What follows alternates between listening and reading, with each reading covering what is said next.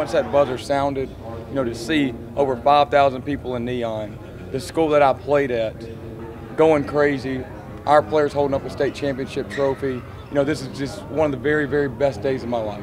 Coach Bucky always says he thinks in his heart that we're the best defensive team in the state, and I would have to agree. It's a great feeling. Just leaving a legacy.